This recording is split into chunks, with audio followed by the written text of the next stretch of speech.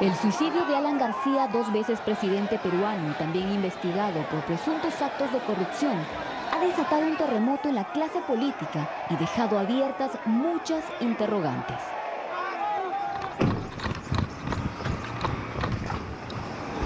Desde el miércoles de su muerte hasta hoy, se han generado todo tipo de teorías sobre cómo se dio el allanamiento y protocolo de detención que terminó con el expresidente gatillando una de sus armas contra sí mismo, encerrado en su habitación.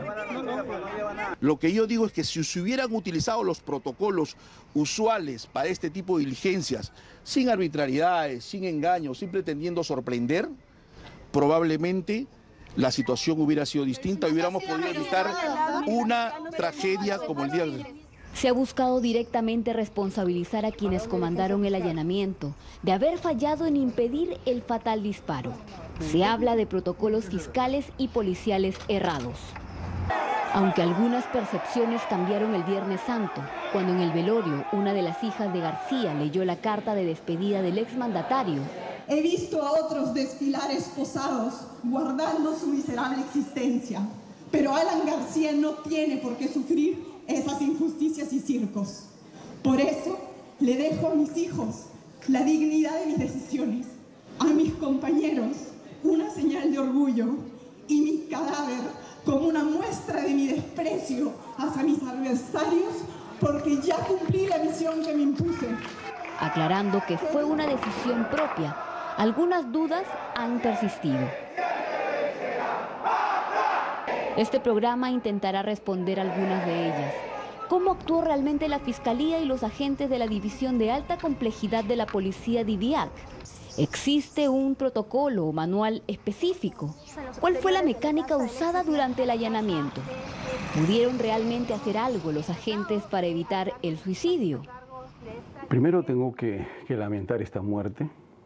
Entendemos el dolor que debe sentir la familia, los seres allegados, pero estamos en la obligación también de dar una información real de los hechos, dado que hay muchas inexactitudes, hay mucha desinformación que está circulando en algunos medios y por las redes. La participación de la policía ha sido en el marco de la ley, en el marco de la Constitución, los manuales de derechos humanos, los protocolos que existen, y podemos decir que después de una evaluación del órgano de control interno, la muerte del ciudadano García está fuera del esquema de responsabilidad de la Policía Nacional.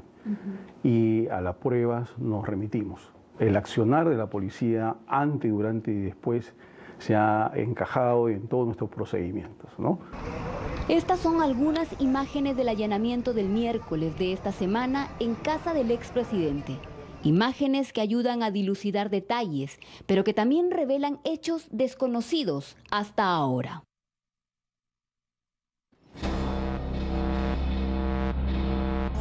La orden de allanamiento con descerraje de bienes inmuebles y la detención preliminar de Alan García y otros 7 investigados en el caso Lavajato se emitió el martes por la noche. En estas imágenes vemos llegar a la casa en Miraflores, apenas comenzado el miércoles, a los agentes de la División de Alta Complejidad junto al fiscal adjunto Henry Amenábar, parte del equipo especial. Tocan el intercomunicador de la casa de García y el fiscal se identifica ante la trabajadora Ana Verástegui, quien responde.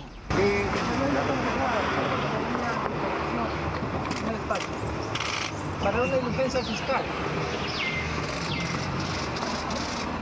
Para una diligencia fiscal. Papi. Tiene que abrir la puerta, sí. Papi, no, yo.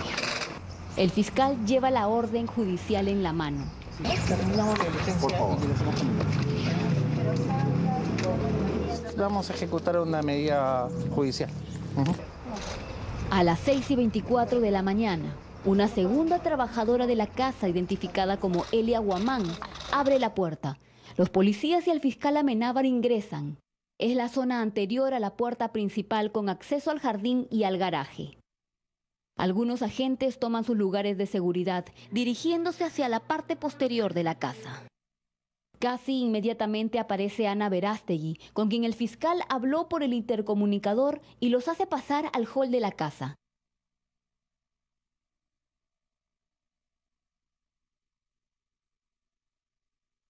Una vez en el interior, la policía se cerciora de cuántas personas estaban en el domicilio y los ambientes que existían.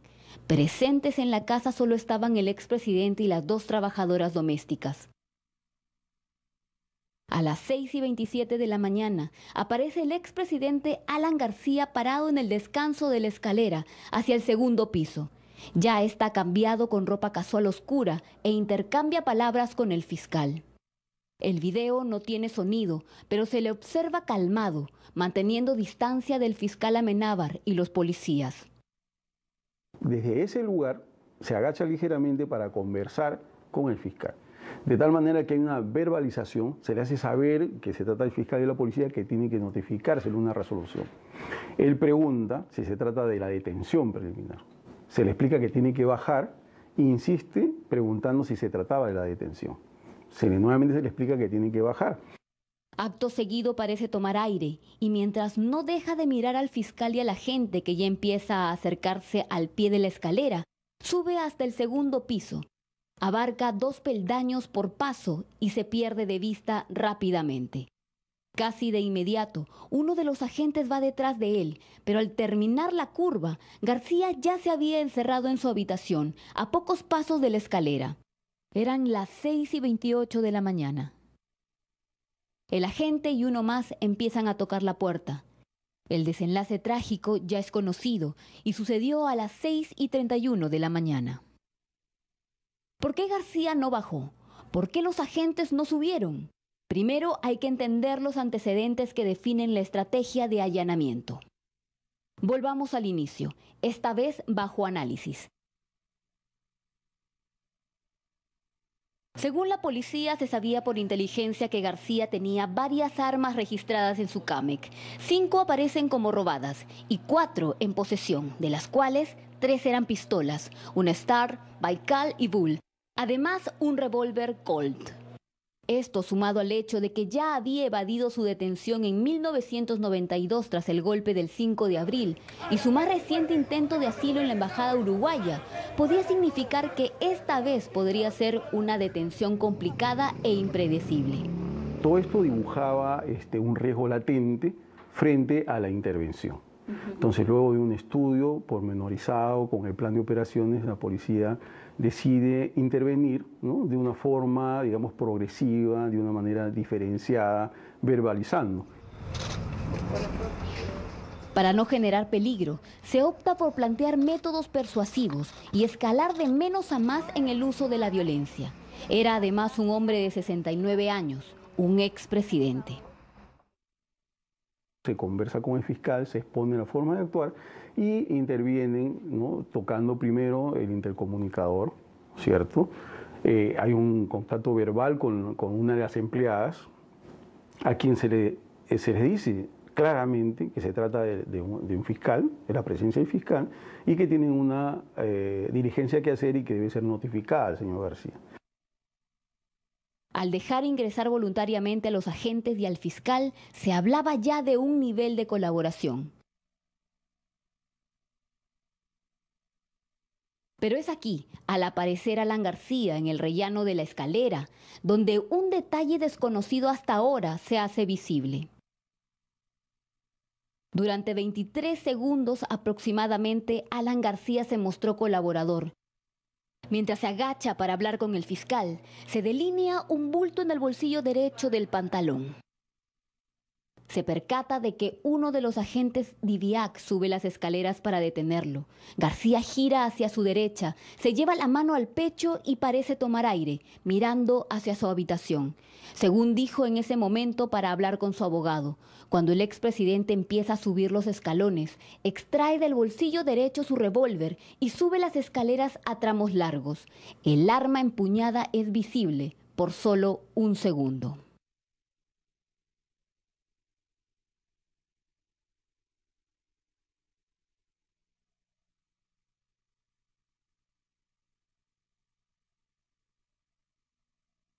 ¿Hasta ese momento se habían dado cuenta que el señor García portaba un arma?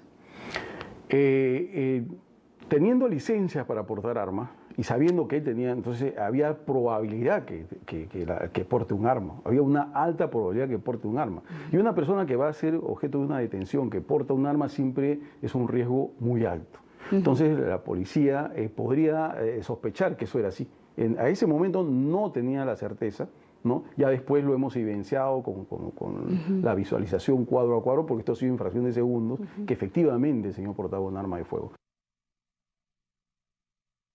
A las 6:28 de la mañana, los agentes en la puerta de la habitación piden al expresidente salir. Ellos han narrado que efectivamente el exmandatario hablaba con alguien por teléfono sobre la orden de detención. Entonces decidieron distribuirse y buscar otro ingreso para evitar cualquier intento de fuga. Pero a las 6:31 de la mañana escucharon un disparo. Ingresaron por el balcón de la habitación y vieron la terrible escena. En los exteriores de la casa, los rostros de angustia de los agentes evidenciaba la gravedad de la situación. Parece que hay una discusión dentro.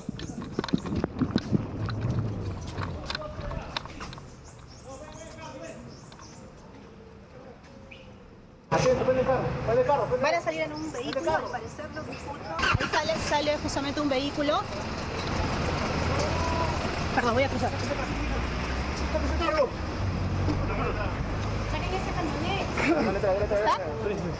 En ese instante, García seguía con vida y los mismos agentes de IDIAC lo trasladaron hasta el hospital Casimiro Ulloa.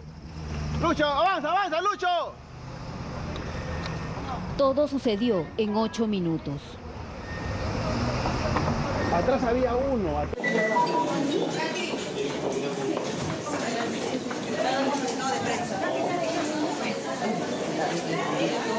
El señor expresidente Alan García se encuentra en este momento en sala de operaciones siendo intervenido quirúrgicamente por neurocirujanos, médicos intensivistas, neurólogos.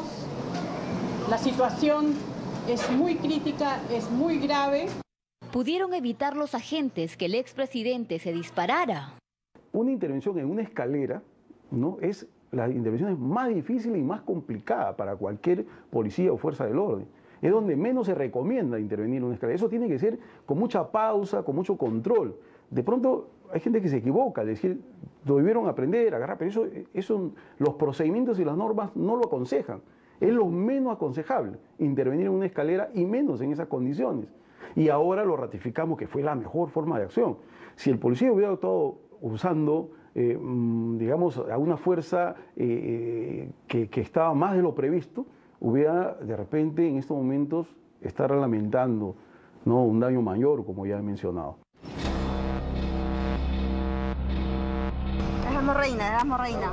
Erasmo Reina, abogado del expresidente y amigo muy cercano, llegó a la casa de García y en presencia de él, señala el acta, el fiscal Amenábar notificó a Ana Verástegui, trabajadora del exmandatario, con la resolución judicial del allanamiento.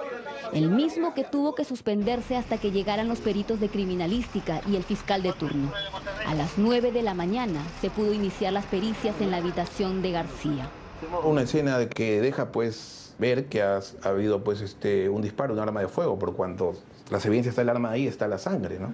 Hemos tomado fotos, hemos levantado actas y luego pues se procedió a recoger esas evidencias y lacrarlas, sobre todo pues la de carácter material, la pistola, se recogió, se pudo advertir que se había percutado una bala porque el casquillo estaba dentro del tambor y otra prueba material fue que a la espalda, junto al televisor, que está al frente de la cama, se encontró pues un impacto de bala, ¿no?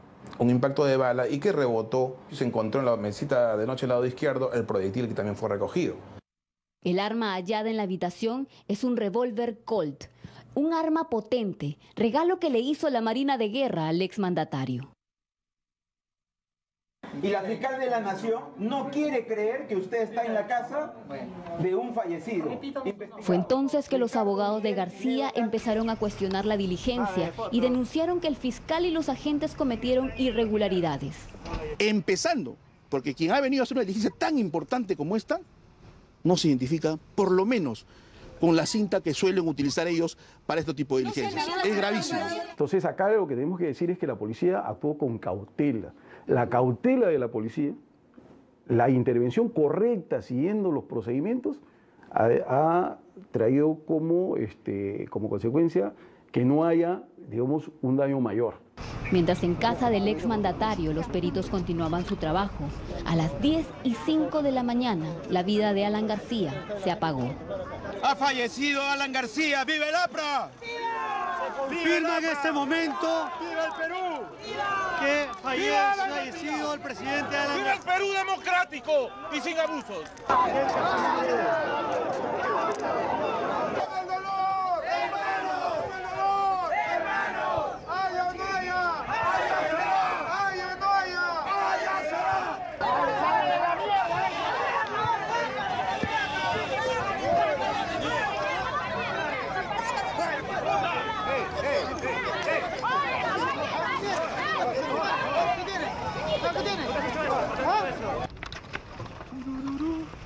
A las 10:20 concluyen las pericias de criminalística en la habitación de García y por ende la diligencia del allanamiento de acuerdo a ley debía continuar.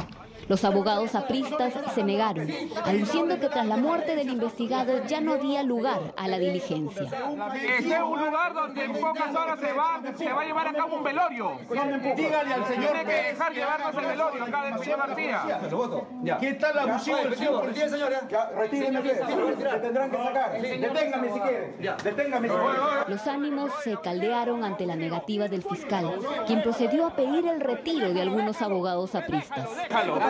Yo estoy describiendo la ilegalidad que empezó a las 6:30 de la mañana y que continúa. Yo venía, y aquí no sé, alguien se alegrará por el morbo. Yo venía por la ropa del presidente para proceder a las exequias y me han expulsado y me han amenazado que me van a enjuiciar. El hecho de que una persona fallezca no impide el allanamiento porque son medidas distintas. Una cosa es la detención y otra cosa es el allanamiento sobre los inmuebles y cualquier otra medida o diligencia vinculada con la detención de otras personas. Entonces todo corre de manera paralela. Que la persona fallezca no impide el allanamiento del lugar. A las 12:20 se continuó con la diligencia de allanamiento a la casa del expresidente, mientras en el hospital familiares y partidarios de García esperaban al fiscal Guillermo Peñalosa para el levantamiento del cadáver.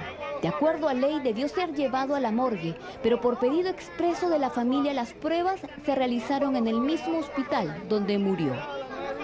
A una petición especial de la familia, toda vez de que tenían miedo que se produzca problemas, conflictos al momento del traslado de su padre, solicitaron pues de que se haga la necropsia en el lugar, ¿no? Entonces comunicamos con nuestros superiores, en este caso con la misma jefa de nuestra institución, y dijo que aprobaba esta situación por cuanto por cuestiones de seguridad se realizara de esa manera, ¿no? La ley lo contempla. La ley lo contempla, en casos especiales lo contempla, ¿no? Poco más de 3 horas duró la necropsia al cuerpo del exmandatario. Se le practicaron varias pericias como la absorción atómica, el ADN a la sangre hallada en la habitación y al cuerpo, así como pruebas dactiloscópicas y odontograma, entre otros. Luego también se hizo la pericia dactiloscópica para determinar pues, que las huellas corresponden a la persona, pues que eso se compara con las huellas que quedaron René y se va a confirmar pues, que es la persona que en ese momento se habría disparado hacia el expresidente Alan García. La carta del exmandatario asumiendo la responsabilidad sobre su propia muerte hablan por él. El video de esta intervención da aún mayores luces del hecho que ha marcado el fin de toda una era política.